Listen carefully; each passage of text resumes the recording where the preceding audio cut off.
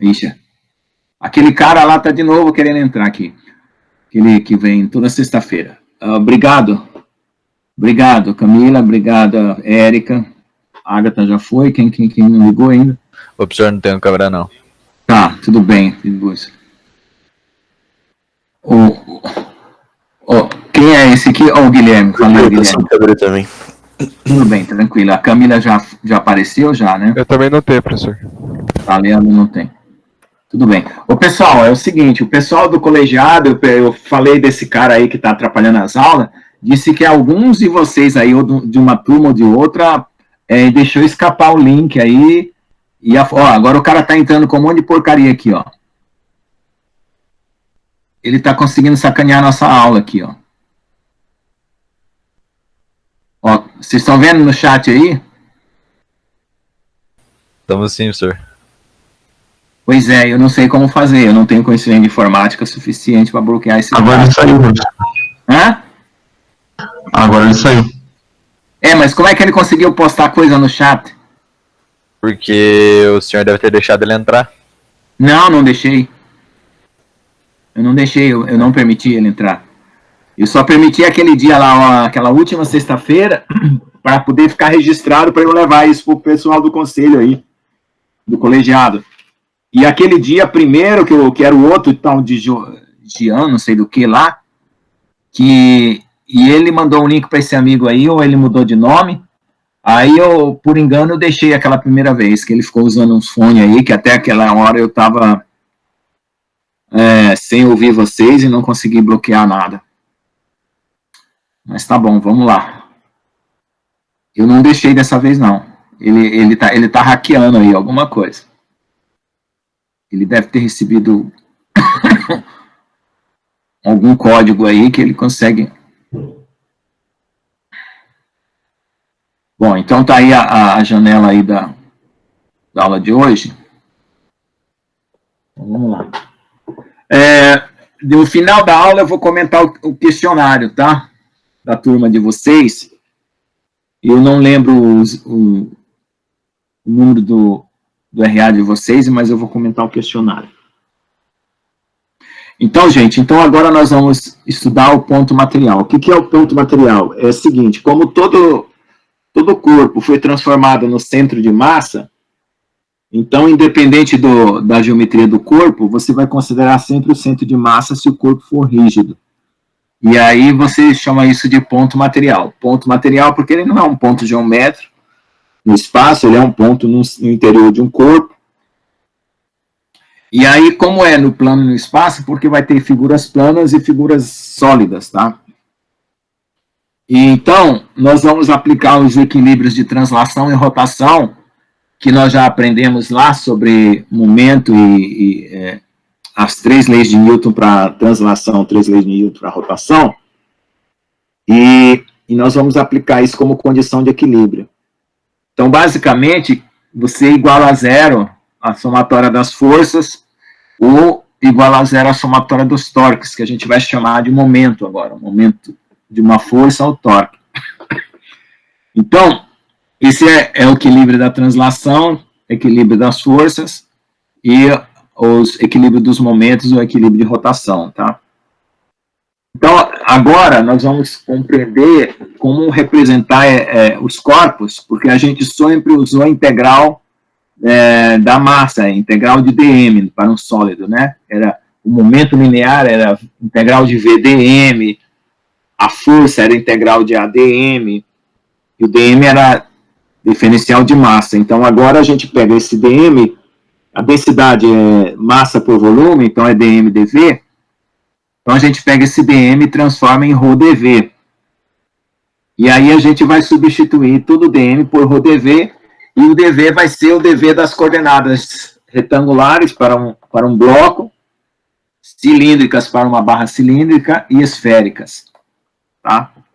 Então, a gente vai trocar isso. Então, primeira coisa que a gente observa é a origem dos sistemas de coordenadas, que você tem vetores, que são velocidade, aceleração, forças, que precisam estar referenciados a um sistema de coordenadas com uma origem. Então, a origem é o encontro dos 3 vetores em JK, né, nas direções x, y, z, e a partir dali você põe um vetor para qualquer direção até um ponto P, com as coordenadas, né, R de x, y, z, como está escrito aí na figura aí. E aí você, fazendo isso, você começa a descrever a posição de qualquer ponto que você queira tratar como se fosse o ponto material ou o movimento, tá? Então, essa é a coordenada do vetor R, que vai ser a coordenada do ponto material. A variação desse R vai ser a velocidade no tempo. Tá? É sempre bom lembrar que no sistema de coordenadas, os três ângulos dos eixos são 90 graus, portanto, não dá para representar nenhum em função do outro, são independentes, mas qualquer vetor que esteja além desses três vai ser representado pelas coordenadas dos três, que é as coordenadas x, y, z. Então, nós temos um sistema de coordenadas retilíneos e curvilíneos. Os retilíneos são o sistema de coordenada fixo, que é com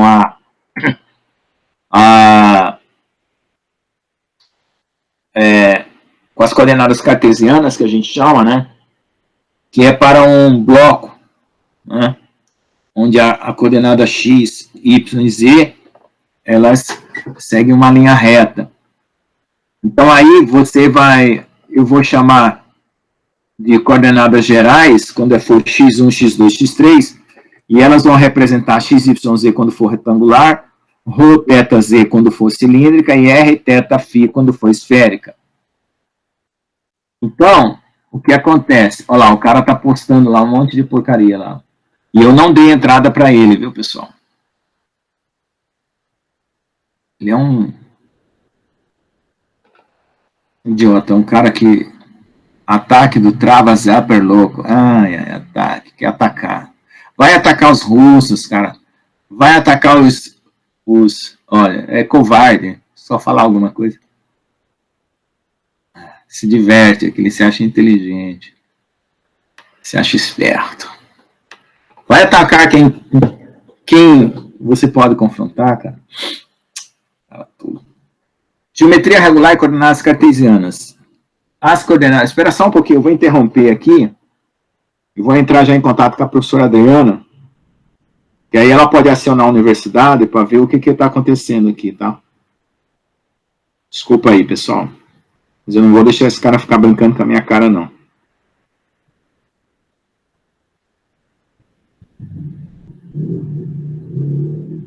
Oi, Adriana, boa tarde. Eu estou aqui dando aula e aquele hacker lá está entrando aqui na aula.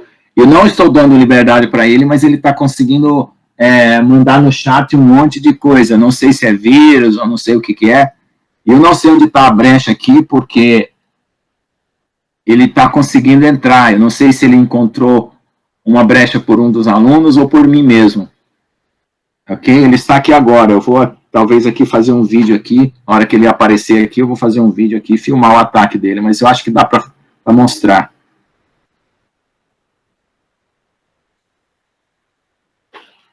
Aqui. Vou rolar esse negócio aqui e fazer um...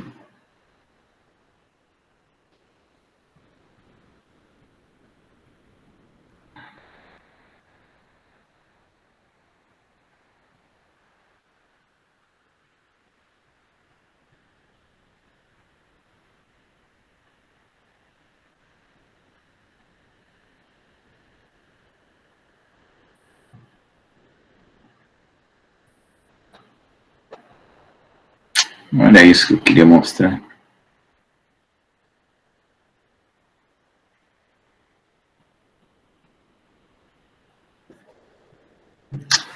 Queria rolar ao mesmo tempo, mas não está dando.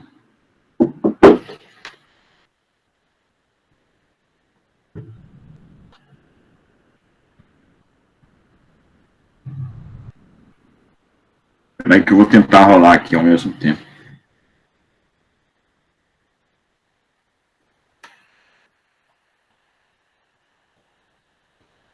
Então, Adriano, ó, ele conseguiu postar no chat esse monte de códigos aqui, ó. E ele está vindo só na sexta-feira. Ele não sabe que eu tenho outra aula. Graças a Deus, nem vou falar o horário. Vai que ele está ouvindo aqui toda a conversa. Aí ele colocou aqui embaixo, ó. Ataque do Trava Zapper louco. Tá em choque? Perguntou. Não, meu filho, eu não sou tão frágil quanto você imagina. Quero ver você no meio de uma guerra, como é que você se comporta. Oh, droga, esqueci de salvar o vídeo.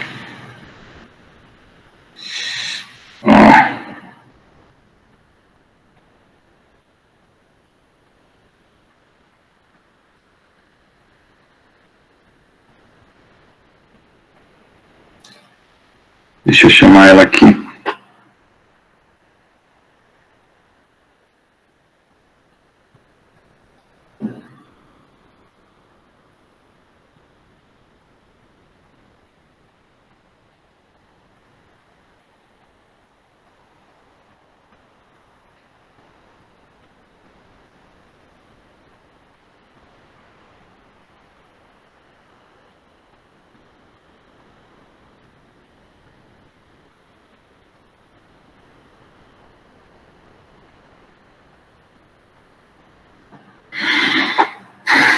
Pois é. Então vamos lá, vamos continuar. Tá todo mundo aí de novo? Vamos continuar, gente. Alô, pessoal? Alô? Ô, professor, estamos aqui sim. Estamos aqui, professor. Tá, então tudo bem.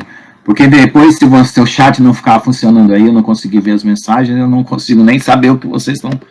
Aí, vamos continuar. Eu já mandei uma mensagem para a professora Adriana e vamos ver o que ela vai responder. Então tá.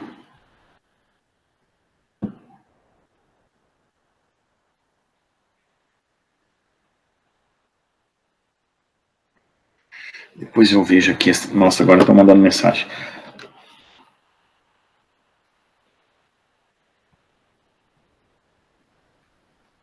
Está perguntando se ele é acadêmico. Eu não sei. Deve ser.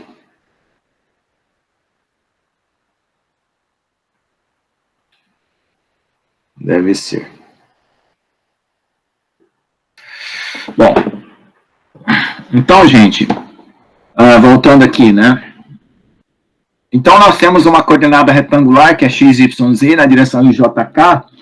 E eu esqueci de corrigir, que eu usava JK, mas tem hora que eu uso x chapéu, y chapéu, z chapéu. Mas é a mesma coisa, tá? Eu já estou corrigindo isso aqui, à medida que eu estou percebendo, tá? Inclusive, eu vou deixar a versão do livro aqui, para a hora que eu for detectando esses erros, já vou corrigindo aqui para resolver esse problema. Bom, então, continuando aí, né?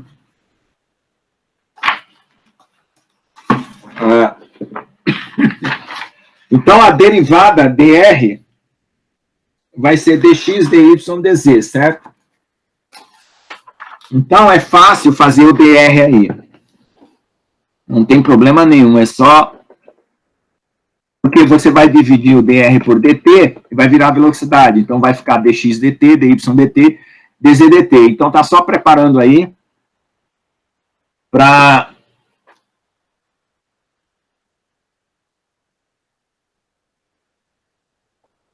Isso, eu sou a favor também. Estão falando aqui que é para expulsar os caras da universidade, se for. Eu falei que sou a favor. Os caras bandidos. As coisas boas é para quem tem critério. Vamos ver lá. Aí, quando você deriva dr em relação a x, você encontra um numa direção, um na outra direção, um na outra direção. O que significa? Que a variação de r com x, né, ela é diretamente proporcional e da mesma quantidade, tá? Então, aí você constrói esse paralelepípedo, né, a representar qualquer ponto, sendo que qualquer ponto que você está querendo dizer é um ponto que obedeça a uma geometria como essa, seja uma barra retangular, seja um cubo ou qualquer outra situação. Então, você vai usar uma geometria compatível com o seu bloco. Se o seu bloco for do tipo retangular, você usa essa geometria retangular. Se for cilíndrico, você vai usar cilíndrico. Então, agora vamos pensar se ele é cilíndrico. Então, se ele é cilíndrico, você decompõe o ponto P nas coordenadas x, y, z, mas você sabe que o x é o ρ, que é esse vetor da base do cilindro aqui, cosseno θ, que é o ângulo de abertura do x para o y. Ρ seno θ. Ok, já está registrado, tá? Isso mesmo, vou tentar encontrar...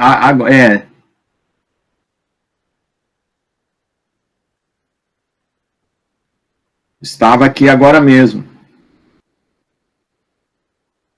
Um covardão, um cara desse não covarde.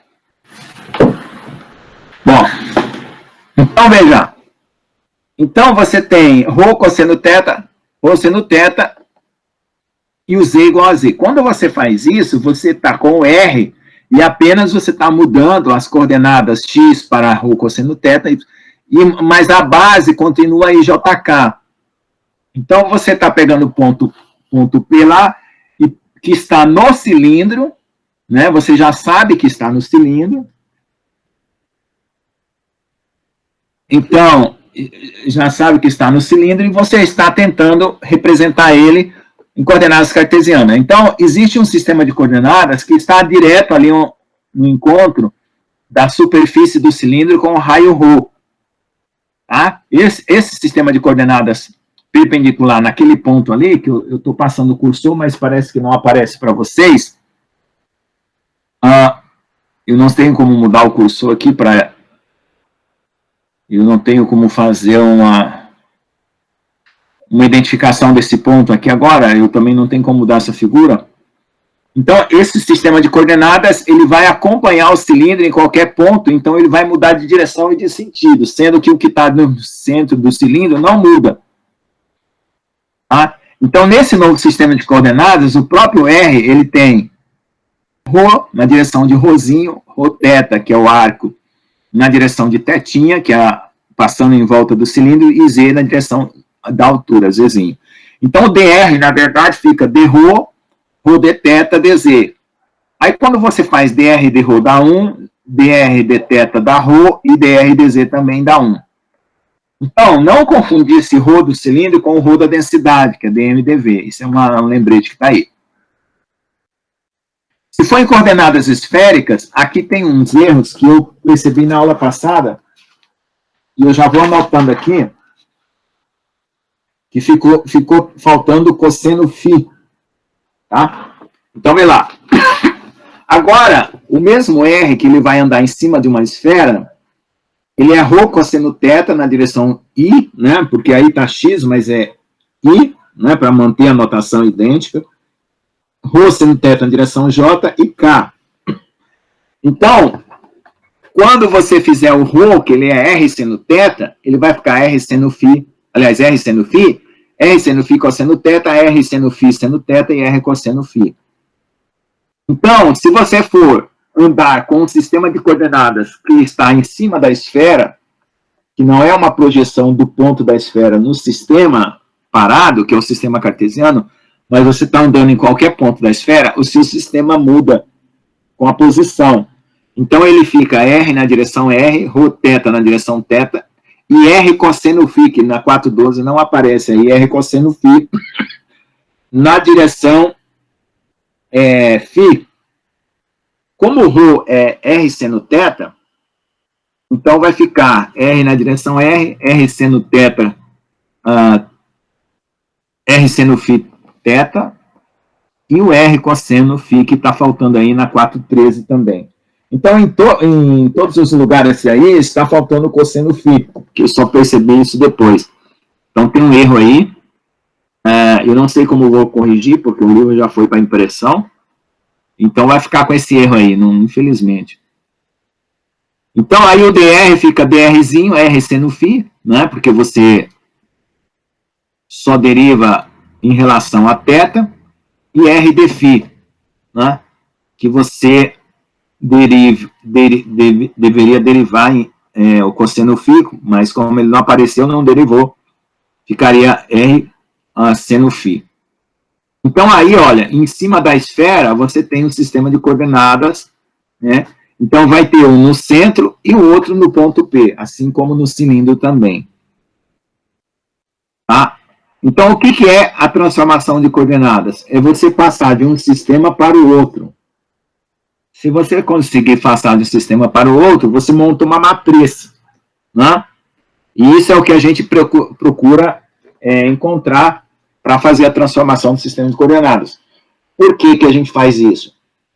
Porque, às vezes, o seu problema está num sistema, e se você passar para o sistema próprio do corpo que você está estudando, se o corpo é cilíndrico, é esférico, facilita as contas, tudo fica mais fácil, tá certo?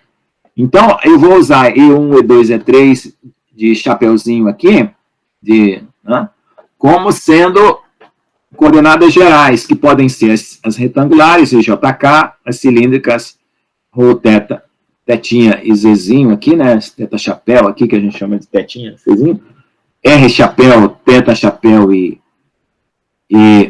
Φ chapéu, ou acento circunflexo, como vocês queiram.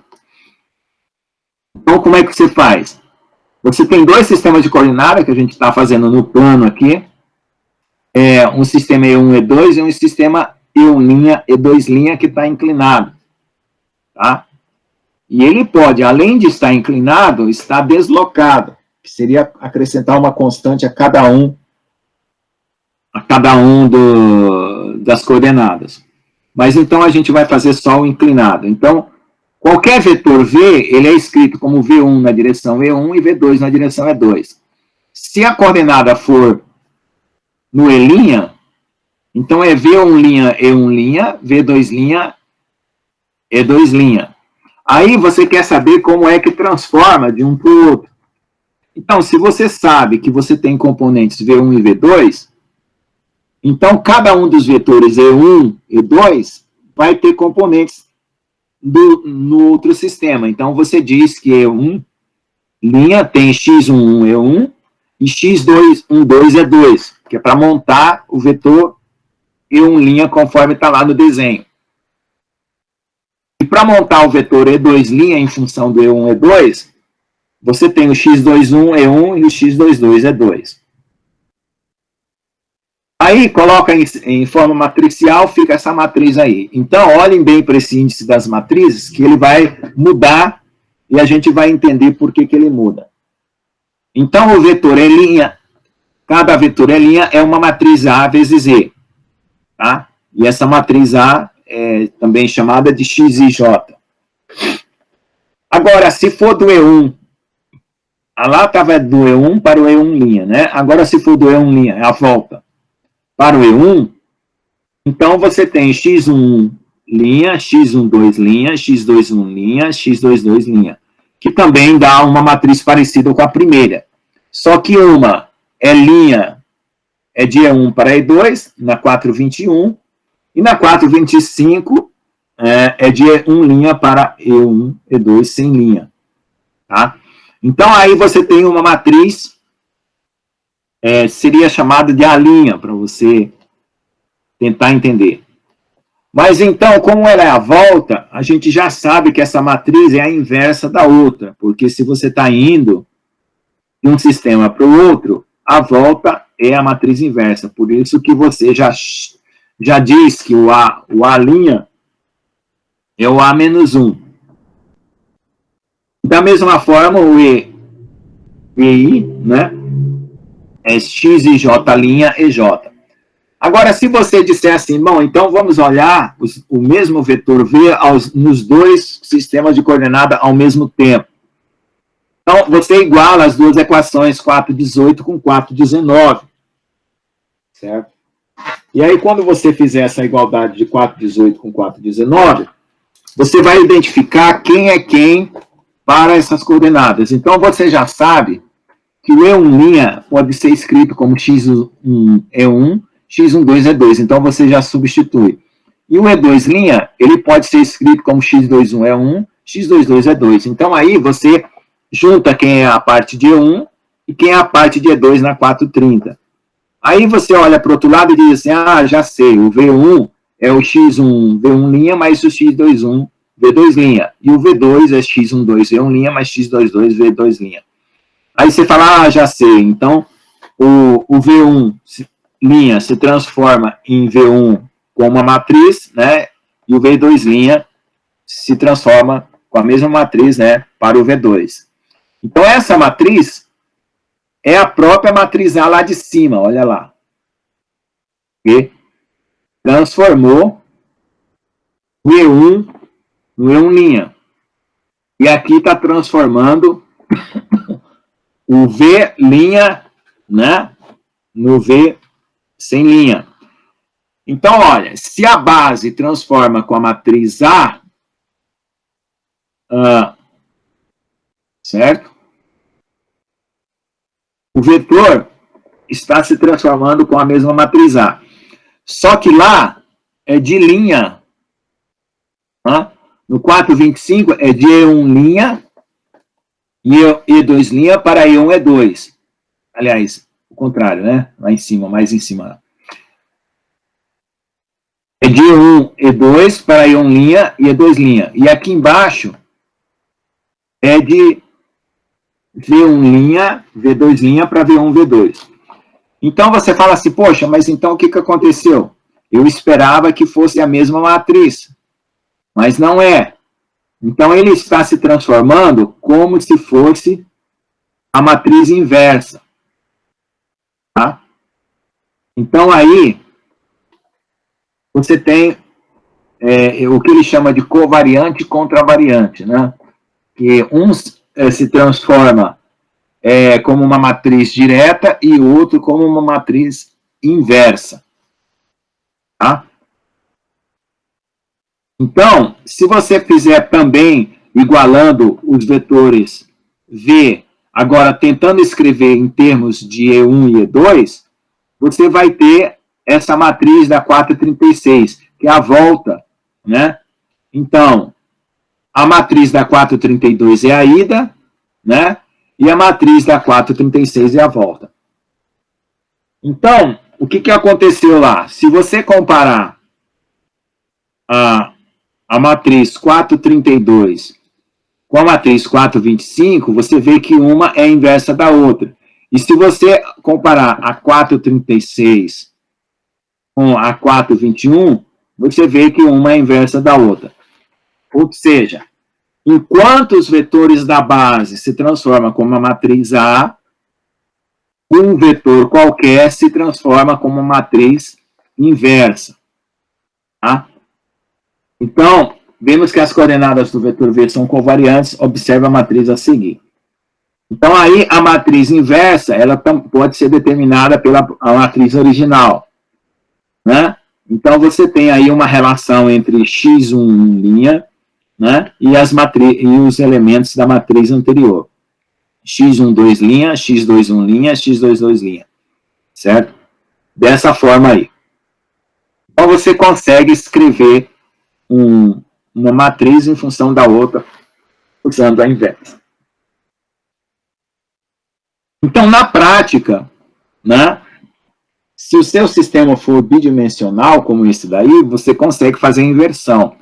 Se fosse tridimensional, teria que calcular também a inversa do tridimensional, que é um pouquinho mais complicado, mas daria para fazer também. Eu fiz o bidimensional para ficar bem direto aí a forma de eu perceber a mudança de coordenadas. Às vezes vai ser necessário nos exercícios. Então, vamos ver agora, então, como é que é feito isso na prática. Então, eu tenho o vetor dx, dy, dz, e quero transformar nas coordenadas dr e dθ, dz. Ou seja, enquanto o vetor v estava numa coordenada, ele podia ser expresso também em outra coordenada. Então, aqui é a mesma coisa. Então, enquanto o vetor dr está na coordenada dx, dy, dz, eu também quero expressar ele em termos de dr, dθ, dz. Então, como que será essa matriz? Essa matriz, ela vai ser dr dx, dr dy, dr dz, dθ dx, dθ dy, dθ dz, dz dx, dz dy, dz dz. Então, vai lá, dr dx mantém o valor, dr dy mantém o valor. Agora, dr dz, o r não depende de z, então vai 0. dθ dx mantém o valor, dθ dy mantém o valor. E o dθ dz não depende. Por quê? Por que você sabe que não depende? Porque z é igual a z. Né? Quando você está no cilíndrico, z é igual a z. Então não aparece r na história, nem aparece θ na história. Então, quando for dz, dz dá 1. E agora, os outros, dr e dx aparece, dr e dy aparece, dθ dx aparece, dθ dy aparece. Então, aí, a matriz fica dessa forma. Agora, se for a volta, né, que é dr dθ dz para voltar para dx dy dz, nós temos essa matriz que está aí. Então, vamos considerar que x é r cosseno θ e y é r seno θ. Então, o que vai acontecer? Você faz dx dr, que dá cosseno θ, faz dx dθ, que dá menos r seno θ, né? E substitui lá, ó, tá vendo?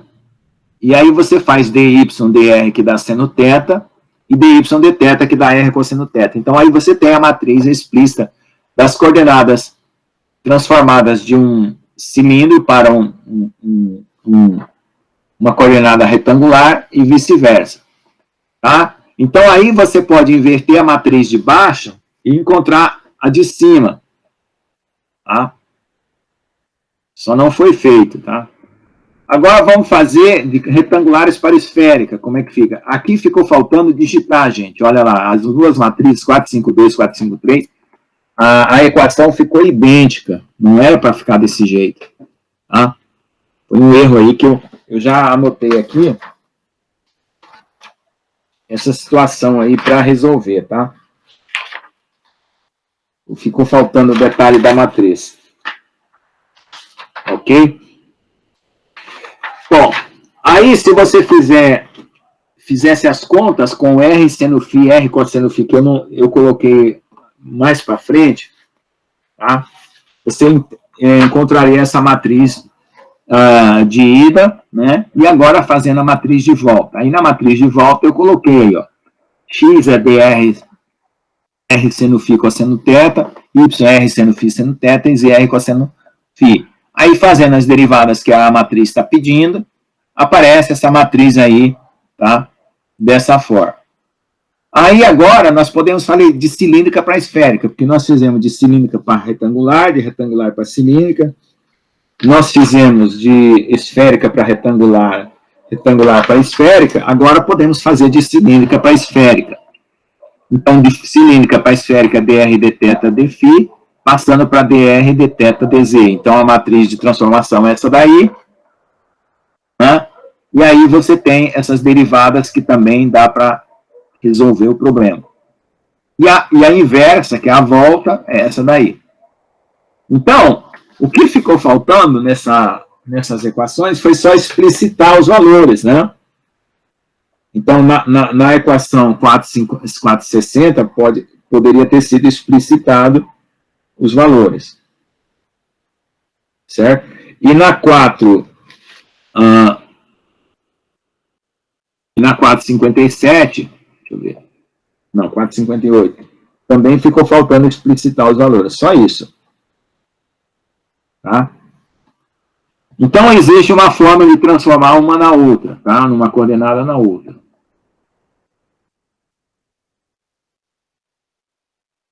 Bom, então vamos ver as geometrias. Então, a gente já sabe transformar um sistema no outro.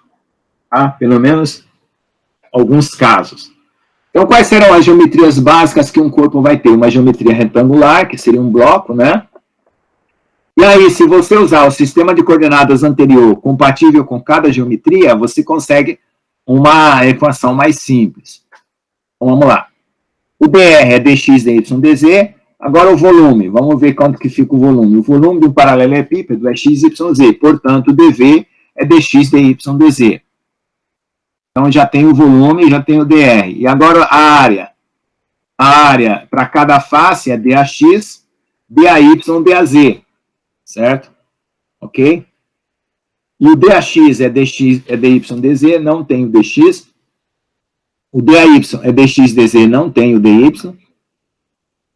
E o DAZ é DY, DX, não tem o DZ. Por quê? Porque são cada uma das faces. Então, qualquer área sendo transformada de uma coordenada para outra, vai ser o DA pela área retangular. Então, vai ter essa matriz aí. Você pode perceber que a matriz ela vai ser o DA, né? Poderá aparecer 0, 0, 0 na diagonal. Certo? Por quê? Porque você não vai ter a derivada em relação a x na primeira coordenada, não vai ter derivada em relação a y na segunda e não vai ter derivada em relação a z na terceira coordenada. Aí, onde que vai estar esse dAx, dAy, dAz? Conforme essa figura aí, ó. É um bloquinho, né? O dAx está apontando numa direção, o dAy está apontando para cá e o dAz para cima. Agora, se for coordenada cilíndrica, se o corpo for cilíndrico, o dr é dρ, ρ dθ, conforme a 471, né? O cilindro é repetido aí, ó. Olha lá o sistema de coordenada bem na pontinha, ó. Dessa vez eu consegui desenhar ali, ó. Tem um sistema de coordenada no centro do cilindro e outro na pontinha lá.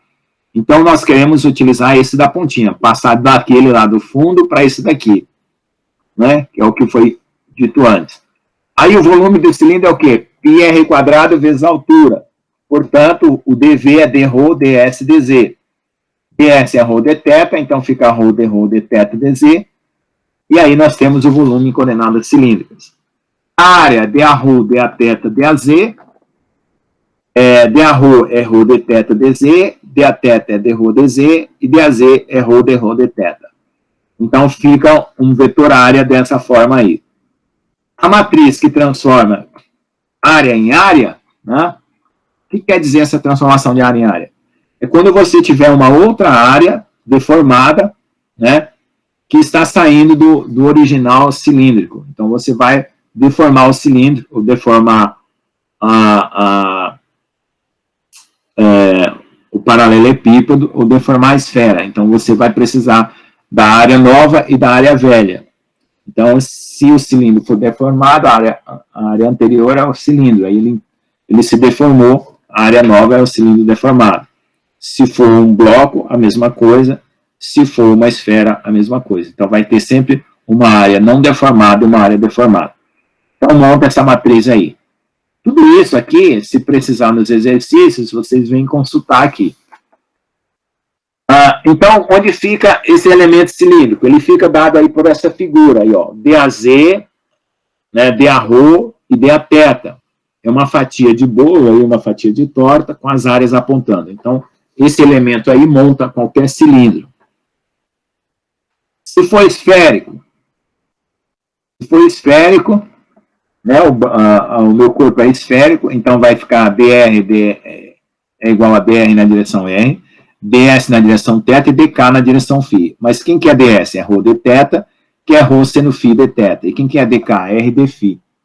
Só que eu acho que aqui faltou o cosseno φ, né? Tá?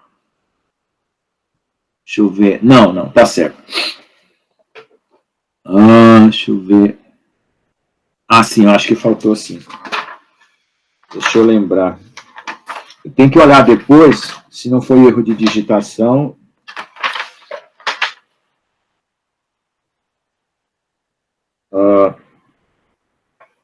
Se ficou faltando mesmo. Espera só um pouquinho aqui na esférica.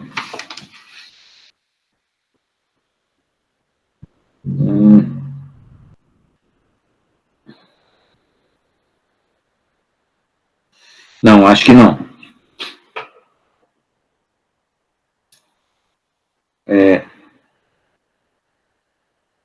Acho que não.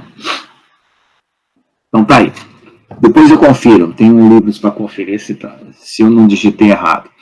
Bom, então o dr na esfera vai ser assim, né, conforme a 483, e o volume, 4/3 de πr ao cubo, todo mundo sabe, né?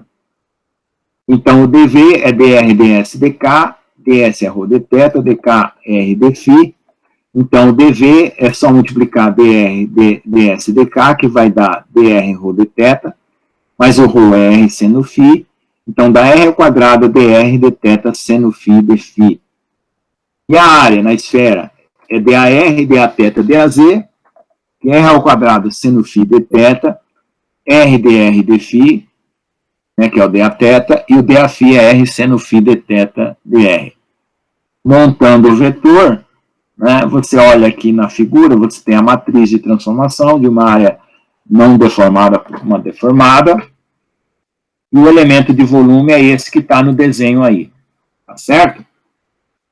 Então agora, toda vez que aparecer uma velocidade, que aparecer uma força por área ou uma força por volume, tudo que for por área, por volume ou por tempo, a gente vai conseguir escrever em coordenadas esféricas, aliás, em coordenadas retangulares, cilíndricas e esféricas, ok? Aí o que nós vamos fazer? Aplicar a lei das forças e aplicar o torque naquele sistema de coordenadas. Então vamos dar uma olhada como é que fica essas leis aqui agora. Estática. Então nós temos um corpo qualquer que vai ser transformado num ponto material onde as configurações das forças são colocadas nas coordenadas desse ponto material. Certo? Então, esse ponto material aí, ó, vai seguir o que já foi dito, né? Repetindo aqui algumas coisas, tá? O R, se for retangular, vai ser R, se for cilíndrica, vai ser R cosseno θ, R seno θ e Z, tá?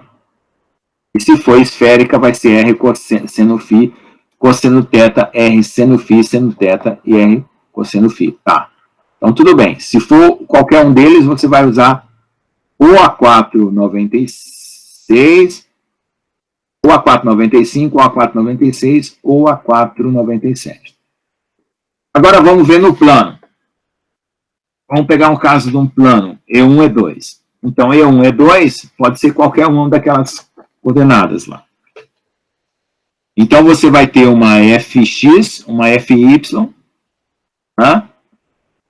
E você vai ter fx cosseno θ, e fy, f cosseno alfa. Como alfa é 90 menos θ, né? Então vai ficar fx cosseno θ e fy seno θ. Então o que quer dizer isso? Que quando você decompõe em cosseno e seno, na origem, você pega o vetor e sempre decompõe em cosseno para qualquer eixo. Aí quando um ângulo depende do outro, aí você transforma o cosseno de 90 menos θ em seno θ. É por isso que muda de cosseno para seno. Mas originalmente qualquer componente é no cosseno. Aí você fica com f cosseno θ na direção I, f seno θ na direção J. Você põe em evidência, eleva ao quadrado e mostra, né, que o módulo de f é o próprio f lá. Então, se o f tiver um valor de 10, né, o módulo de f vai valer 10, e assim por diante. Quem são os cossenos? É o fx por f. Você pode calcular numericamente se você tiver o valor de fx e de f. No seno, você tiver o valor de fy de f. Agora, as forças no plano fazendo uma análise vetorial. Porque aqui o que é? Aqui é só decomposição, tá? É só decomposição. Agora vamos ver o que a gente consegue fazer com essas coordenadas. Então, você pode pegar o f, decompor na direção F1 é 1, F2 é 2, ou você chama de F1, F de E1 mais F de E2, também tanto faz. Se você multiplicar qualquer vetor da base pelo próprio f, você vai tirar a componente daquele vetor naquela direção. Então, EI escalar f vai ficar EI F1 é 1 mais F2 é 2. Se você escolher aqui, ó, EI escalar f vai ficar EI F1 é 1, EI F2 é 2. Né? O EIF é igual a F1 EI é 1, F2 EI é 2. Mas quem que é I? Você que vai dizer, eu quero que o meu I seja 1. Se o meu I for 1, vai ficar E1F, né? Que vai ficar E1 escalar E1 lá no final, que vai dar 1, e o E1 escalar E2 vai dar 0. Então, vai ficar, quando você escolher o E1, vai aparecer o F1. Quando você escolher E2, vai aparecer o F2. Ou seja, sempre um dos vetores vai ser paralelo a um deles, né, que vai ser o próprio, e perpendicular ao outro. Quando for paralelo, pega o coeficiente daquele que está lá, e quando for perpendicular, anula. Tá certo? Então, essa é uma maneira de você decompor, né, fazer a decomposição quando você não conhece o ângulo. Né? A primeira decomposição que eu apresentei é quando você conhece o ângulo. E essa é quando você não conhece o ângulo. Ok? Então, essa é uma maneira de fazer. Aí, igualando a situação anterior com essa situação nova, que o F1 é um escalar F, que é o F cosseno alfa, e o F2 é E2F, que é o F seno alfa. Tá? Então, aí nós temos essa situação aí. Deixa eu ver o que mais. Bom, então aí relacionamos as duas formas de decompor. Se for em 3 coordenadas, tudo vai ser em função de E1, E2 e E3. E aí nós vamos ter o quê? F, né, decomposto em F rho cosseno alfa, F rho seno alfa, né, Fx é igual a F rho cosseno alfa, Fy é F rho seno alfa e Fz é F rho cosseno φ. Então, o que vai acontecer? Você vai ter que Fx é F seno gama cosseno θ, Fy é F seno gama cosseno de 90 menos θ, e Fz é F cosseno gama. Que no final das contas vai ficar assim, Fx é F seno gama cosseno θ, Fy, F seno gama seno θ e Fz é F cosseno gama. Então, é a mesma decomposição feita lá, só que agora em 3 ângulos, porque estamos em 3 coordenadas. Tá? Se você levar ao quadrado e somar, você tem que o módulo de F é o próprio valor de F, porque o cosseno ao quadrado mais o seno ao quadrado vão dar 1, né, e depois juntando novamente, vai dar 1 aqui, e vai aparecer isso aí. Então, quem que é o cosseno de θ? É o Fx por F rho, que é o Fx por raiz de Fx ao quadrado, mais Fy ao quadrado, mais Fz. O seno θ é o Fy pelo Fx ao quadrado, mais Fy ao quadrado, mais Fz ao quadrado. E o cosseno gama é Fz, Fx ao quadrado, mais Fy ao quadrado, mais Fz ao quadrado. Pronto, então, relacionando o que já foi feito com isso daí, com essa situação.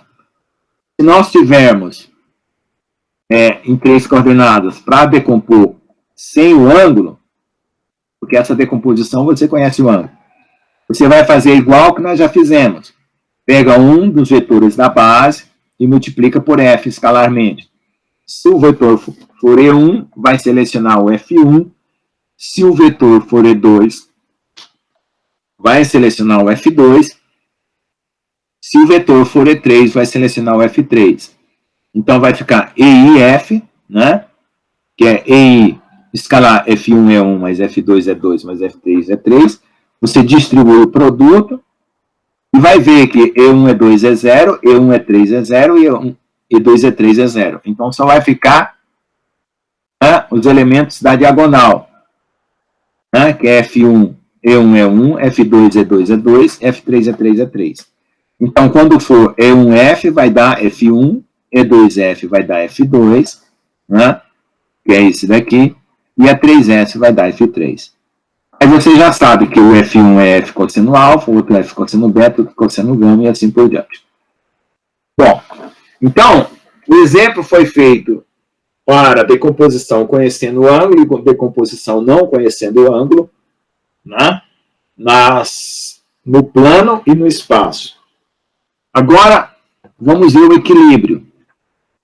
Então, o equilíbrio de força, você vai somar as forças F1, F2, F3, porque você tem um corpo que está sofrendo várias forças, Esse corpo é uma geometria qualquer, por isso que ele está desenhado como se fosse uma batata.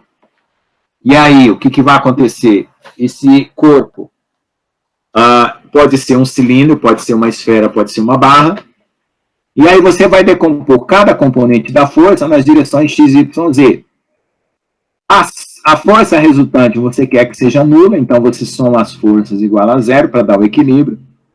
E você sabe que cada componente, né, da resultante vai ser a somatória de fx, a somatória de fy, a somatória de fz. Portanto, a resultante x está aqui, a resultante y está aqui e a resultante z está aqui como somatória das componentes. Por quê? Porque tanto a força resultante se decompõe em componentes x, y, z, quanto as forças parciais, né? E somando as forças parciais dá a resultante. Então, vamos ver lá, no plano dá fx na direção y, fy na direção j. Então, a resultante na direção x é a somatória de fx, que é zero. A resultante na direção y é a somatória de fy, que é zero. E a somatória, sendo zero, né, de ATN, nós podemos tirar o vetor. Por quê? Porque o frx está na mesma direção do fix. O fry está na mesma direção do fy. Então, fica só os números, né? frx é somatória bruta, né, algébrica de fx, e o fry é somatória bruta algébrica de fy. E assim você calcula a força resultante. Se for no espaço a mesma coisa. Só que agora no espaço você vai ter que usar o IJK, não só o IJ. Então vai ter um fx, um fy, um fz.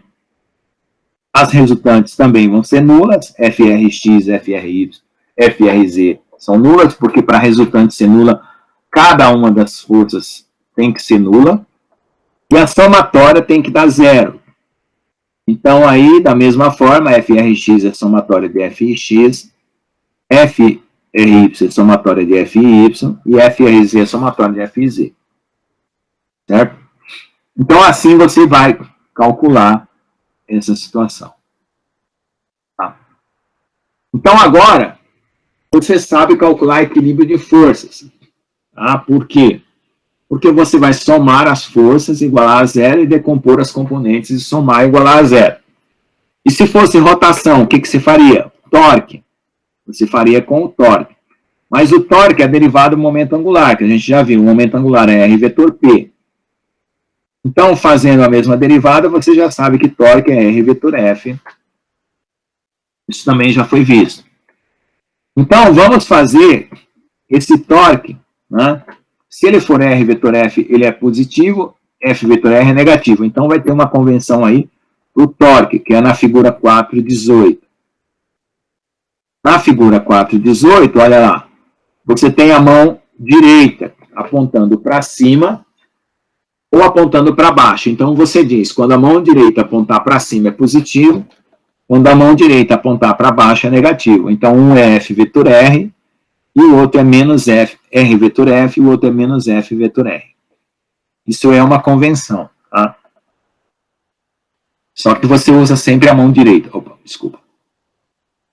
Certo? O que você chamar de positivo, o outro vai ser negativo, e vice-versa. Se você chamar de positivo o outro, o primeiro é que vai ser negativo. Então, como F vetor R é o módulo de F, o módulo de R sendo θ, né? É diferente do trabalho. Que o trabalho, o torque é produto vetorial, o trabalho é produto escalar, que é módulo de F, módulo de R cosseno θ. Então, veja bem a diferença. Tá? Então, se houver um ângulo entre a força e a posição, você tem um torque. A parte que estará paralela vai ser do R com F, vai ser um trabalho, e o torque vai ser nulo.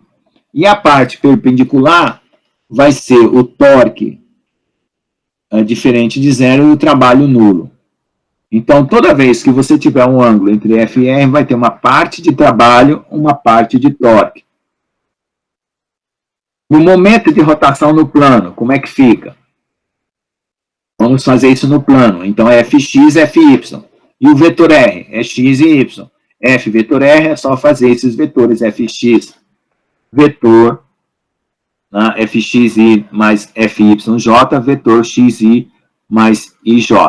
Fazendo todos os produtos vetoriais possíveis, aí distribuindo aí, fica I vetor I vetor J, I vetor J e J vetor J. Então, aí vai ficar, ó, o I vetor J é igual a K e o J vetor I é menos K. I vetor I é 0, J vetor J é 0. Então, só vai sobrar a direção K. Então, se você estiver no plano, o torque vai sair fora do plano. Por quê? Porque você está com o IJ e vai aparecer um K. Então, você usa para fazer o produto vetorial essa regra, né, quando for de IJ da K, JK da I e KI da J. Então, direção positiva.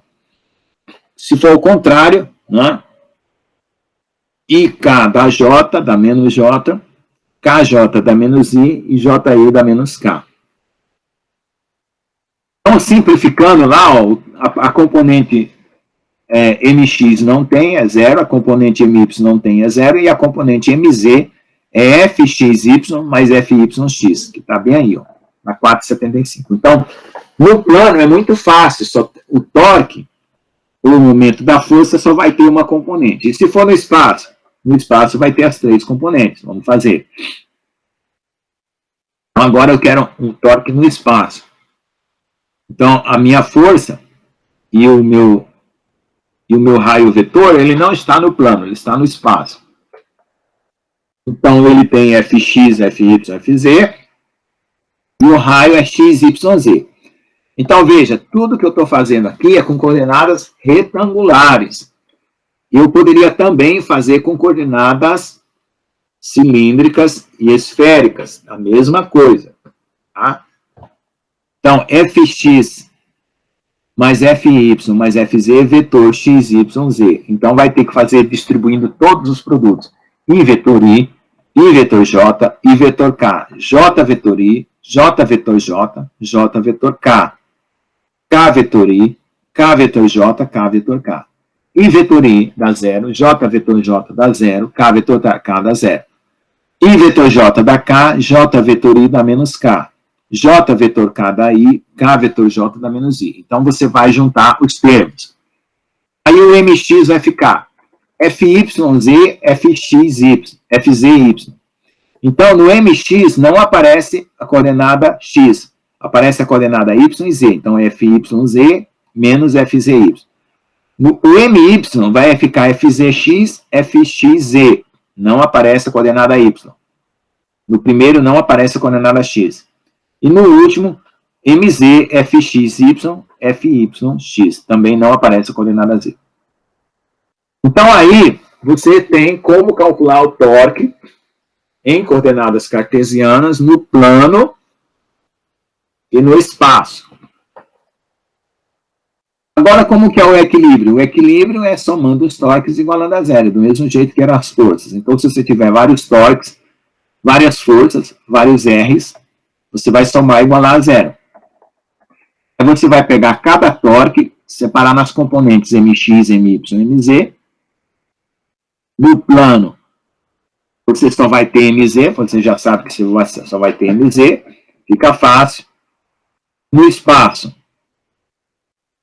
o próprio MZ vai dar 0, né, no plano, e no espaço você vai ter MX, MY, MZ, que também você já sabe quanto que dá. Você iguala a 0. Né? MX, somatória de MX igual a 0, somatória de MY igual a 0, somatória de MZ igual a 0. Esse aqui é o equilíbrio de rotação, por isso que está igualando a 0. Tá bom? Então, aí termina a aula de hoje. Eu vou parar na 4.8, que a gente vai colocar as mesmas condições que a gente colocou até agora, só que agora não está em equilíbrio, está em movimento, que é a força vai ficar a massa vezes a aceleração, não vai ser só 0, e o torque também vai ser diferente, tá? De 0. Ok? Então, eu vou agora parar aqui e tirar dúvidas da lista de exercício. Todo mundo mandou a lista lá das perguntas sobre o sistema de coordenadas, coisa do tipo? É a lista do capítulo 3, professor? É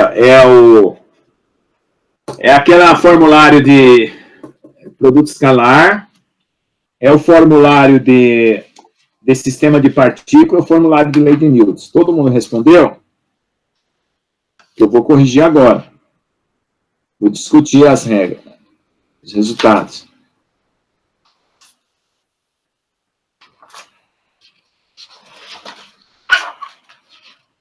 Quem que respondeu aí? Estão escrevendo no zap, no chat, e eu não estou lendo. Fiquei. Sim, a Agatha, sim, tá.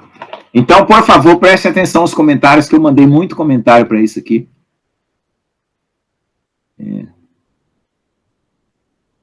Fabinho Louzeiro. Peraí, eu vou fazer um negócio aqui. Eu vou pesquisar no Google quem é esse Fábio Louzeiro aqui. Será que ele está usando um nome fictício? Será que ele se traiu?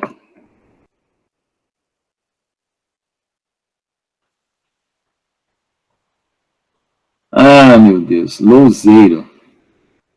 É um cara aqui do YouTube, aqui, ó, mas eu não sei. Imagem de Fabinho Louzeiro. É um jogador. Sei lá o que ele é. Tem um canal no YouTube, Canal Canalha. Será que é o próprio? Ou ele está tentando usar o nome de alguém? Ah, bom. Vamos lá. Só para saber se tem uma imagem, uma cara para esse banco. Ai, ai. Deixa eu postar aqui para a professora Adriana procurar saber quem que é o cara.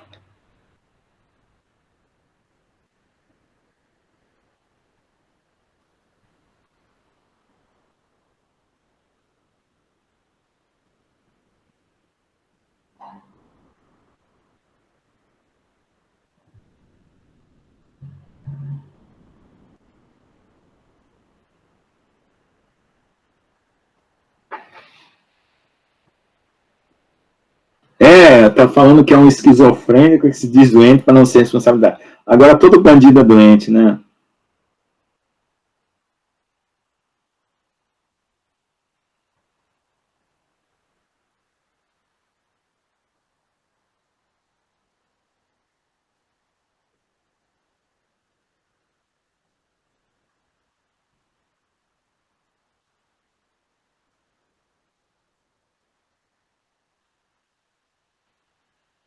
Não, gente, o cara entrou aqui, ficou pedindo permissão, não é vírus, não.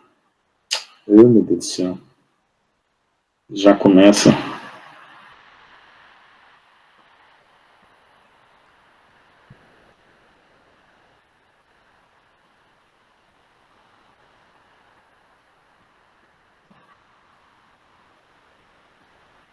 Ele se diz Fabinho.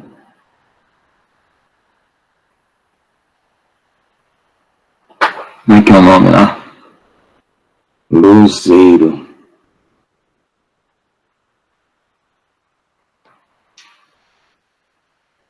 Pessoal, eu só deixei ele entrar na primeira vez, quando ele entrou com o nome de Jean. Eu não deixei depois, ele passou o nome para Fabinho Louzeiro, e aí agora ele está vindo toda sexta-feira nesse horário.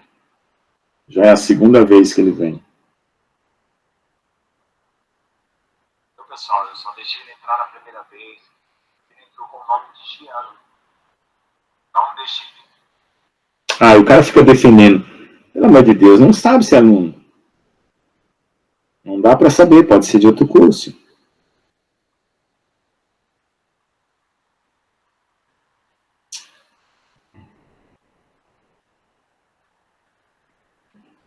Tá bom. Bom, então vamos lá, gente. Eu vou postar agora aqui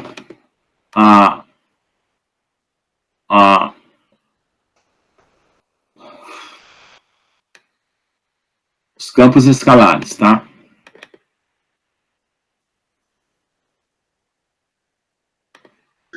Tem aulas atividades já, professor? Não, né? Hã? Já tem a nota dessas atividades ou ainda não?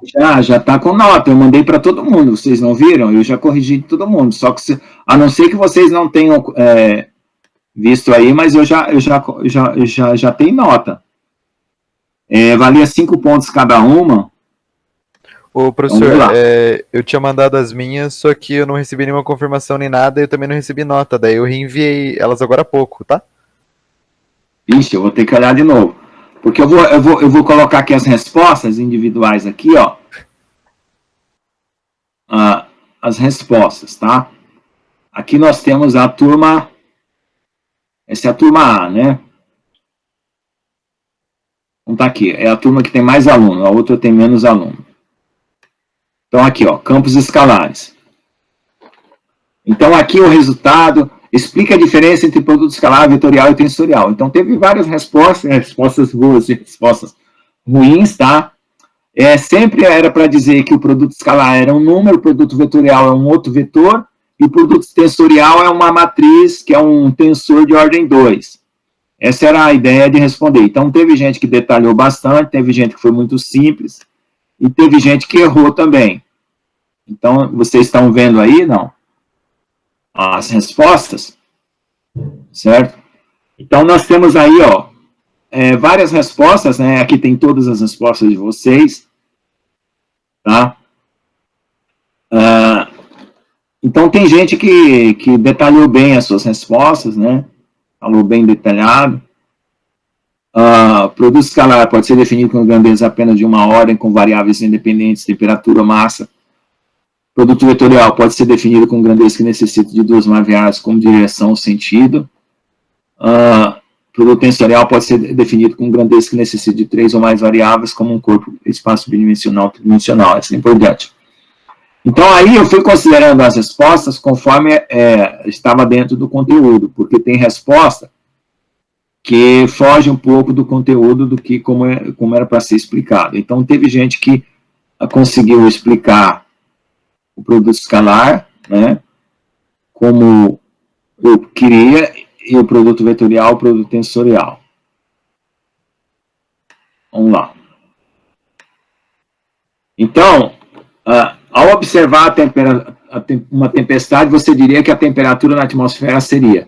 A resposta é campo escalar, não é campo vetorial, porque temperatura não é vetor, não é campo quântico, não é campo de partículas, que temperatura não é partícula, então é campo escalar. Então, 87,5 acertaram, 12,5 erraram. Ao observar uma tempestade, você diria que as velocidades dos ventos na atmosfera são campo vetorial. Por quê? Porque velocidade é vetor. Então, 81,3 disse que era campo vetorial, uma parte disse que era campo de ondas, não tem nada a ver, e uma parte disse que era campo escalar, que também não tem nada a ver. Velocidade não é campo escalar. Baseado no vídeo, como você faria para medir a velocidade de rotação de um ciclone? Então, a ideia, gente, era usar os conceitos da aula. Então, o ciclone, ele vai ter momento angular, certo? Então, se você tem momento angular, você tem raio e tem momento linear. Então, você poderia dizer que você pode medir a velocidade através da velocidade angular de um vídeo do filmado de satélite, né? Uma filmagem em tempo real, onde você tem a velocidade angular e o raio do ciclone. Então, para cada ponto, você vai ter um raio diferente com uma velocidade diferente. Aí teve gente que falou várias coisas, falou de balão, de pressão, tudo bem. Várias engenhosidades aqui para tentar responder a pergunta.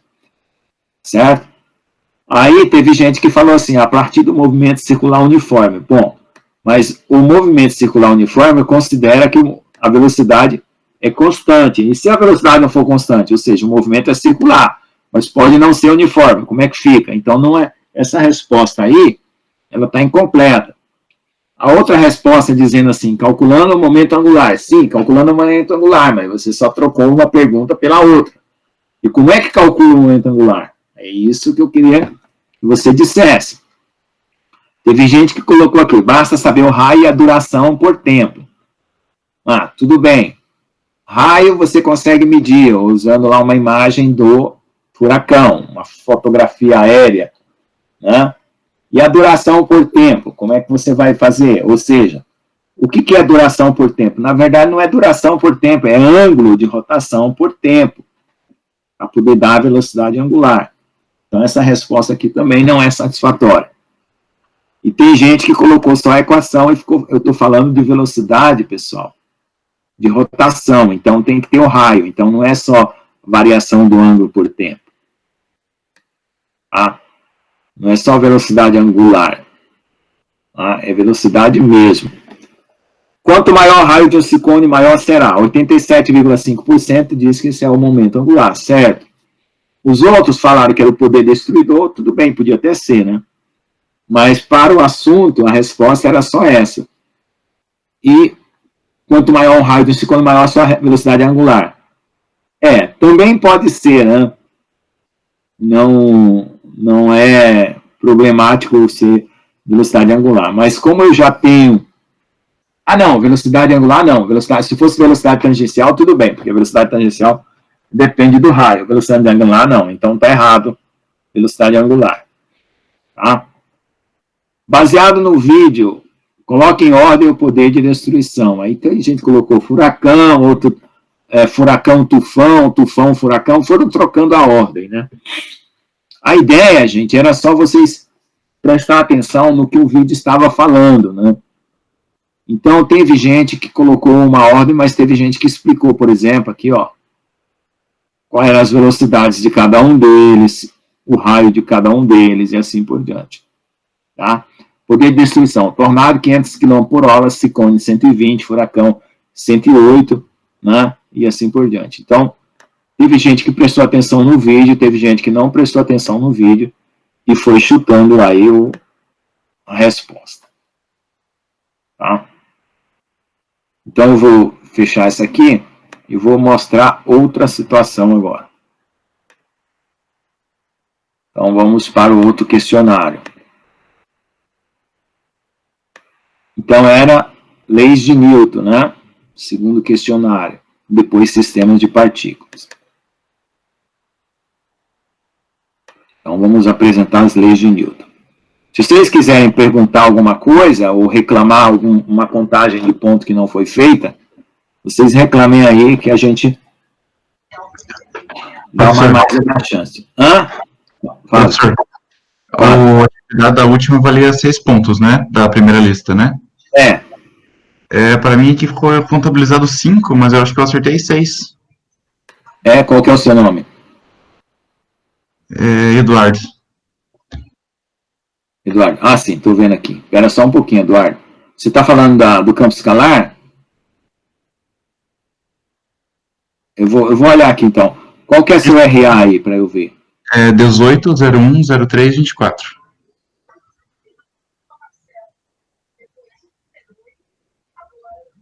Ué. Tá aqui. Vamos olhar aqui a sua resposta individual. Você tirou 1 na primeira, tirou 1 na segunda, 1 na terceira, 1 na quarta, 1 na quinta. Eu não considerei a última, tá certo. Tá. Então, vai ganhar 6 pontos aqui. Pronto. Já corrigi sua nota. É bom isso que pelo menos você já corrige aqui. Vamos lá. Como se define o momento linear ou a quantidade de movimento? Gente, vocês lembrem de quantidade de movimento lá do segundo grau, né? Então, a resposta de vocês, né? Era só dizer que era a massa vezes a velocidade da partícula, tá? Então, teve gente que escreveu mais, outro escreveu menos, tudo bem. Oh, meu Deus do céu, quem será isso? Alô? Alô, por gentileza, Lucas? Ele mesmo. Oi, Lucas, aqui quem fala é a Cíntia, do suporte da Oi.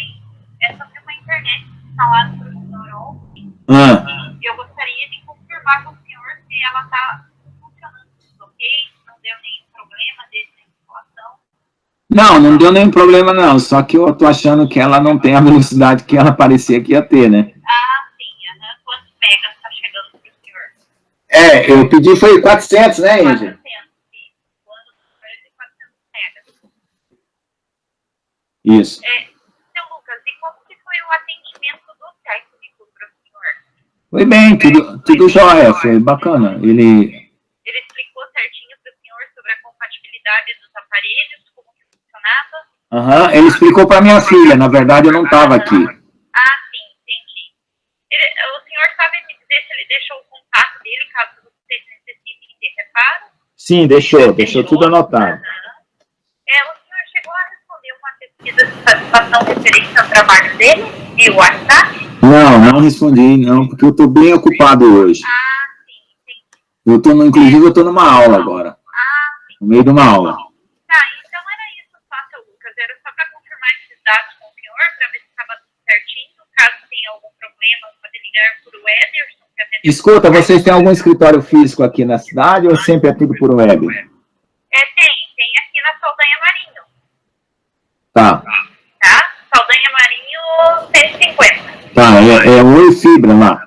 Isso. Tá bom, se eu precisar eu procuro lá então. Então tá bom, seu Lucas. Muito obrigada, tá? Obrigado a você. Boa tarde. Boa tarde. Tchau. Vamos lá. Então, definição de centro de massa, para que serve? Gente, centro de massa é para simplificar a conta de momento linear.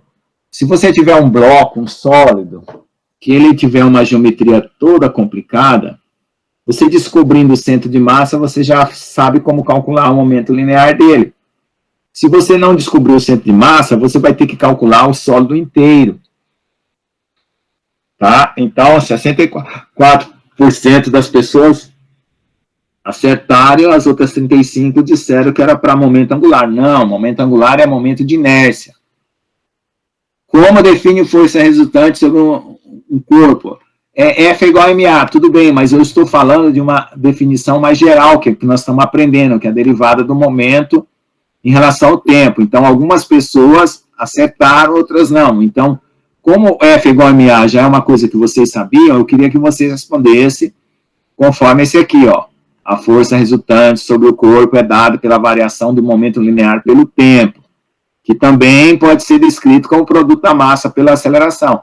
Era essa a resposta aqui que eu queria que vocês tivessem respondido. Então, teve gente que acertou, teve gente que errou. Tá? Sempre vocês têm que ler a apostila e responder conforme a matéria, porque o conceito é o mesmo. Só que eu estou dando uma ênfase que vai precisar lá na frente. Lá na frente, tudo que eu estou falando tem uma razão e um porquê. Então, lá na frente, vocês vão ter uma razão e um porquê, porque essa definição é dada dessa forma, é mais geral. Momento angular de uma partícula se define como o produto vetorial do momento linear pelo raio vetor. Todo mundo acertou, ainda bem. A definição do momento inércia serve para quê? Aí sim, agora é para o momento angular. Aí teve gente que ainda chamou de momento linear, 7,1%, e simplificar diretamente os cálculos do momento linear, e o outro no verde, os cálculos de energia.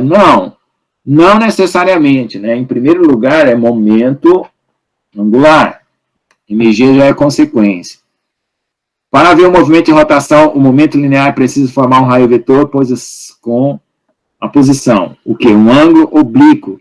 Não pode ser 0, não pode ser 180. Por quê? Se for 0, 180 vai estar paralelo ou antiparalelo. E se tiver um ângulo de 0, vai dar o cosseno o quê? O seno vai dar 0, né?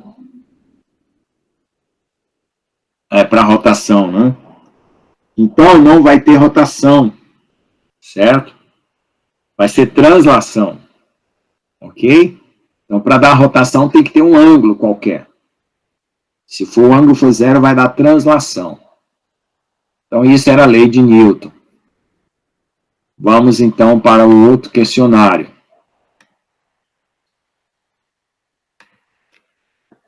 Vocês não estão aproveitando as aulas de dúvida, né? As outras 2 aulas passaram, já estamos na 4ª ou 5ª aula, vocês não perguntaram nada. A outra turma está sempre tirando dúvidas, né? Ou pelo menos 2 ou 3 alunos tiram dúvidas. Aqui ninguém tira dúvida nenhuma. Depois, vocês não reclamem na prova se a nota de vocês for ruim.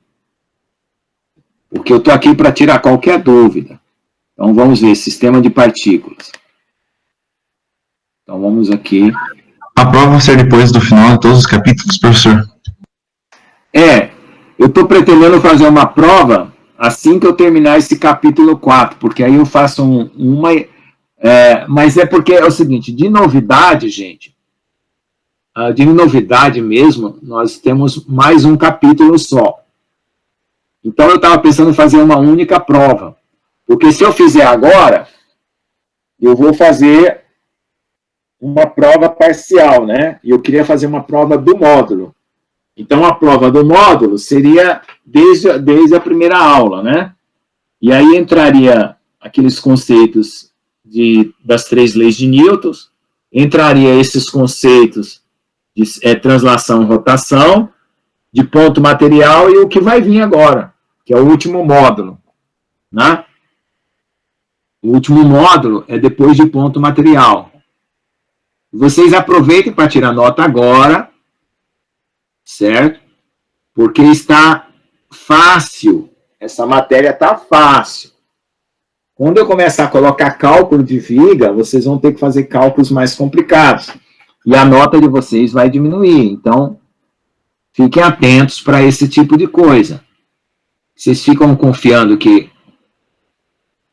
E aí deixa a situação acontecendo à toa, aí depois, na hora de recuperar a nota, não consegue. Embora tenha muita matemática aqui, o que eu vou pedir de cálculo não é tão complicado, porque vocês vão ter que olhar consulta, né? Vocês vão fazer consulta. Mas os cálculos não são tão complicados. Quando eu fizer o segundo módulo, aí começa a complicar os cálculos. Tá? Então, vamos lá. Sistema de partículas agora. Então, eu coloquei... Então aproveitando aqui a figura, vamos ver se está aparecendo.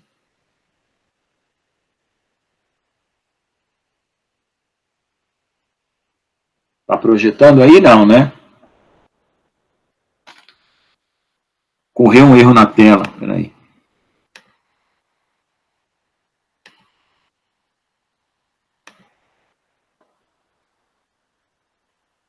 Vamos lá.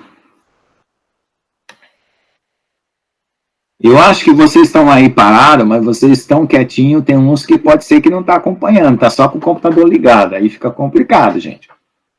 Tudo bem que vocês vão ver o vídeo depois, mas aproveite para tirar dúvida enquanto é tempo. Como você diferencia matematicamente o centro de massa de uma partícula de um sistema de partículas? Então, o que eu podia fazer? Eu podia perguntar várias coisas dessa parte. Eu fui perguntando o mais simples do mais simples. Né? Então, qual a diferença do centro de massa de uma partícula e do sistema de partícula? Bom, no centro de massa de uma partícula, o centro é a própria partícula, não tem mais o que mexer. E o sistema de partículas, né, é uma somatória que você vai determinar um ponto que pode estar em cima de uma partícula ou não, pode estar no espaço. Né? Então, matematicamente, o que vai diferenciar é uma somatória. Tá? Vamos olhar as respostas aqui. Certo? Então, teve gente aí que colocou um monte de conta. Gente, não é para isso. Não tenta chutar o balde. É só dizer o que é o que não é. Um monte de conta não quer dizer nada. Você nem precisa dessas equações, tudo porque eu deixo você consultar. Você tem que aprender a entender o conceito e saber onde usar. É só isso. Depois, a fórmula, você consulta a hora que você precisa e faz a conta. A calculadora faz a conta para você. A parte que a calculadora não faz é entender. Tá? Então, o centro de massa é a soma de todas as partículas para que se possa calcular. O sistema de partículas usa uma massa como se fosse o valor da massa do sistema completo. Muito bem, uma resposta boa. O centro de massa de uma partícula é o centro da partícula. O centro de massa de um sistema de partícula é a somatória das posições, a massa vezes a somatória vezes as massas, né? A massa do sistema é a somatória das massas. Muito bem. Então, cada um aí foi respondendo de uma maneira, eu fui vendo quem estava certo e quem estava errado. Veja os comentários que eu fiz lá, eu fiz vários comentários.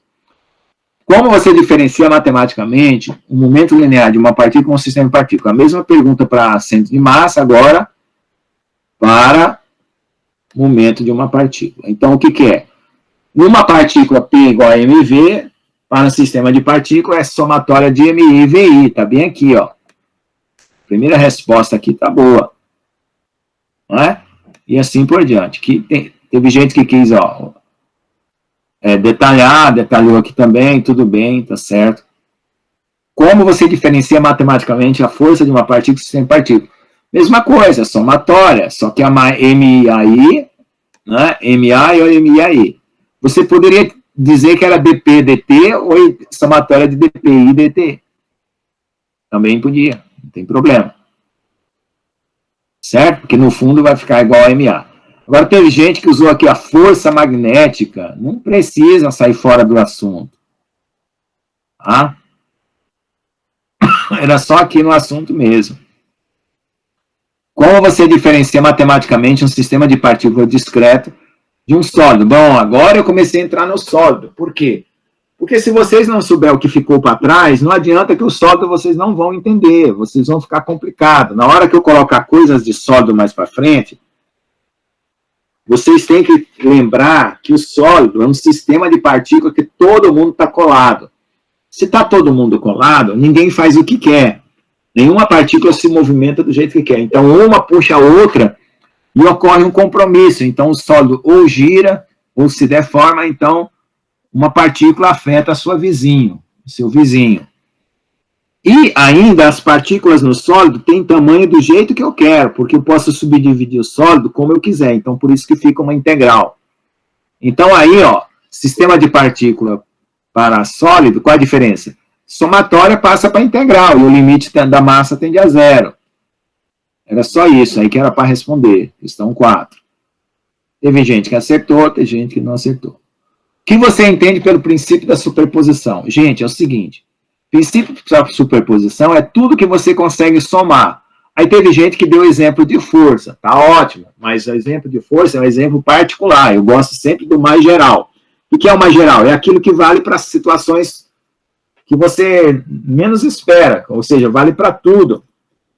Então, se você pegar uma partícula, e o que vale para uma partícula vale para um sistema de partículas, você está superpondo. O que é superpondo? É somando os efeitos. Os efeitos não se contradizem, ele só soma. Então, isso é o princípio da superposição. Uma outra coisa que é o princípio da superposição é o movimento que você decompõe entre translação e rotação, mas aí são dois efeitos que se superpõem, fazendo um movimento misto, também é superposição. Mas a ideia básica é a somatória. Tá? Então, todo mundo aí consegue avaliar a sua própria resposta e dar um feedback? O que vocês acharam? Respondam aí. Acho que sim, senhor. Se tiver reclamação de alguma coisa, tá? Então me procurem aí depois que eu vou tentar. Professor, a nota máxima para a lista é 6, não é? Sim, é 6. Ah, já respondi. Viu, pessoal? Use o microfone, porque quando eu apresento uma tela, eu não estou vendo o chat. E às vezes eu tenho que voltar no chat para poder saber se vocês escreveram alguma coisa. E o chat aqui já está bagunçado, cheio de mensagem maluca, que eu tenho medo até de apagar isso aqui, de copiar um comando, na hora de apagar isso aqui, copiar um comando de vírus, né? Porque vai que o espertinho fez exatamente o que eu fizesse, né? Passasse o cursor em cima de uma porcaria de um desenho desse aqui, e de repente dá um comando aqui, sabe Deus, o que é possível. Então, é o seguinte. Então, agora, vocês têm aí a oportunidade. Vixe, aqui está aparecendo duas tabulações aqui. Então, vocês têm a oportunidade agora de perguntar e tirar dúvidas sobre o que vocês interessam, que é a nota, né? Então, vamos lá. Perguntem o que vocês querem a respeito da nota, da questão. Quem acertou tudo bem, parabéns. Mas quem tem alguma coisa a reclamar, alguma dúvida, porque essas perguntas podem aparecer de novo, viu, gente? Se você respondeu errado e não aprendeu o conceito, você corre o risco de depois errar na prova. Então, tirem as suas dúvidas enquanto pode. Tá bom? Então, nós temos aqui, ó, 1h30, 2h30. mais meia hora foi de revisão dos formulários que foi dado. Eu vou preparar um novo formulário para essa última fase, e depois eu vou preparar a prova. Então, vocês vão ter aí uma antecedência aí de pelo menos 15 dias para a prova. Porque a prova, certo? Eu posso flexibilizar ela, né? Fazer um horário bem flexível para vocês aí, né? Aproveitar. A única coisa que eu peço, né? Você pode contratar um engenheiro civil, falar assim, doutor fulano de tal, dia tal, eu vou fazer uma prova, se eu pode ir aí na minha casa, ou pode fazer uma live comigo? Posso. Mas não consultem o colega. Por quê? Porque se você estiver consultando o colega, você está só tentando tampar o buraco. O que é tampar o buraco? Você não está aprendendo. Se você consultar um engenheiro civil, você está consultando uma pessoa que vai te ensinar alguma coisa no nível superior. Se você consultar a internet, você está pesquisando. Então, a prova com consulta, tudo bem, é você indo atrás da resposta. Mas se você consultar um colega, você só está no desespero. Certo? Se fosse uma luta de Kung Fu, de Karatê, o cara viesse bater em você, e você arruma um colega para bater nele, você não está vencendo a luta. Você só está pondo alguém no lugar seu para bater no cara. Então, a matéria, ela é um esforço seu, um exercício seu. Você tem que criar músculos intelectuais. Certo? Então, você tem que correr atrás. Um colega que vai dar a resposta pronta para você, nada. É que nem você fazer um desenho de você fazendo ginástica na academia. Você vai aumentar seus músculos. Se você fizer um desenho, ou se você filmar uma pessoa fazendo ginástica, uma outra pessoa fazendo ginástica, não. Você não vai fortalecer seus músculos. Então, a ideia é essa, gente. Não, a vida é insubstituível. Aprendam a viver as dores e as flores. Certo? As flores serão mais perfumadas quanto mais intensas forem as dores. Ou seja, quanto mais você se dedicar, mais você vai ter prazer no que você está fazendo. Se você fizer meia boca, tudo na sua vida vai ser meia boca. Você não vai ter felicidade. Você só vai ter empurra com a barriga, empurra com a barriga. Tá certo? Não façam isso. Tá bom? Querem perguntar alguma coisa? Infelizmente, gente, eu tive problemas com esse texto. Eu não posso mudar ele, eu posso mudar para vocês, né? Mas para a edição de um livro que já foi, eu tive problemas aqui com a editora, que ela me deixou na mão, ela não respondeu nada. Eu vou ter que refazer esse capítulo, na próxima edição melhorar. Mas aqui eu ainda posso melhorar o material, porque eu tenho material aqui, né? Para resolver isso. Alguma pergunta? Tá todo mundo sabendo a matéria? Se a prova fosse hoje, todo mundo tiraria 10? Não, né? Tá todo mundo quieto. Bora, gente. Eu não tenho dúvida não, professor. Valeu. Valeu? Então tá bom. Vamos ver depois a nota. Você acho que tirou boa nota nas listas, né? Vamos ver depois. Tá? Então aproveite. Quem faltar uma aula, faz um resumo e me manda, porque aí eu considero o seu ponto. Tem um ponto por aula. Tá? Depois eu vou fazer a média, eu vou considerar a prova e as participações da lista e das aulas e dos debates que a gente ainda vai fazer. Tá? Então, quando terminar essa matéria nova, nós vamos fazer um debate. Tá? Por isso que vai ter tempo para a prova e para debate, porque depois desse capítulo, só vai ter mais um capítulo para eu encerrar esse módulo. Tá?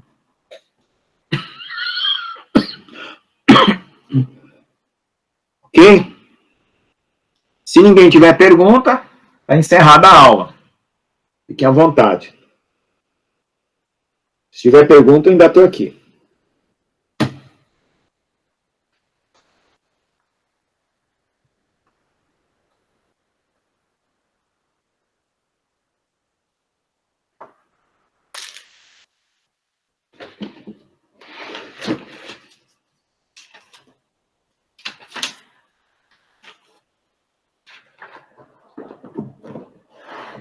Vamos embora então, gente? Alô? Valeu, professor. Obrigado. Estou esperando vocês fazer perguntas. Se não tiver pergunta, está dispensado. Que é a hora de dúvidas.